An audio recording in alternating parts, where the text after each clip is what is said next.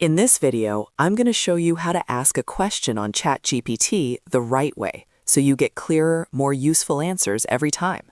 If you've ever typed a short question and felt like the response was too vague, too broad, or not quite what you needed, this tutorial will help you fix that in seconds. And if this guide helps you out, make sure to hit like and subscribe for more easy software tutorials just like this. Let's start with the basics. Open ChatGPT in your browser and look at the chat box at the bottom of the screen. This is where you type your question, but the key is not just what you ask, it's how you ask it. ChatGPT works best when you give it a little context and a clear task. Instead of typing one vague sentence, think about what you want, who you are, and how you want the answer formatted. For example, if you type something like, "Tell me about trees," that's very broad. ChatGPT has too many possible directions to go in, so the answer may be general and not especially helpful. A much better way to ask is to include context and task together. For example, you could say, "I am a biology student. Summarize the 3 main causes of deforestation in the Amazon rainforest using bullet points." That one prompt tells ChatGPT exactly who the answer is for, what topic to focus on, and how to present the result. Here's a simple formula you can use every time. Start with your context. That means giving ChatGPT a little background about your situation, your goal, or the audience.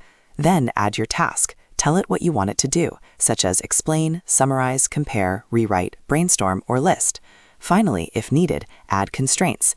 Constraints are things like word count, tone, format, or specific details you want included. When you combine those 3 parts, your answers usually become much more accurate. Let's try another example. Instead of asking, "How do I write an email?" you could say, "I need to email my teacher asking for an extension on an assignment." Write a polite and concise email in a professional tone. That version is much stronger because ChatGPT knows the situation and the style you want. You can use the same method for school, work, research, writing, coding, planning, or everyday questions. If you want even better results, be specific about the format. You can ask ChatGPT to answer in bullet points, a table, a step-by-step guide, a checklist, or even a short paragraph. For example, if you want a quick comparison, ask for a table. If you want instructions, ask for numbered steps. If you want ideas, ask for a list with examples. The more clearly you define the output, the easier it is for ChatGPT to give you something useful on the first try. You can also use the icons in ChatGPT to get more from your question. The globe or search option can help ChatGPT browse the live web if you need current information. The paperclip lets you upload files like PDFs, images, or data so ChatGPT can analyze them directly. That means you're not limited to just typing text. You can ask questions about documents, screenshots, charts, and more. Another useful tip is to avoid asking everything in one vague sentence. If your request is complex, break it into smaller parts. For example, first ask ChatGPT to explain the topic simply, then ask it to give examples. After that, ask it to rewrite the answer for beginners or make it shorter. This step-by-step approach usually gets better results than one giant prompt.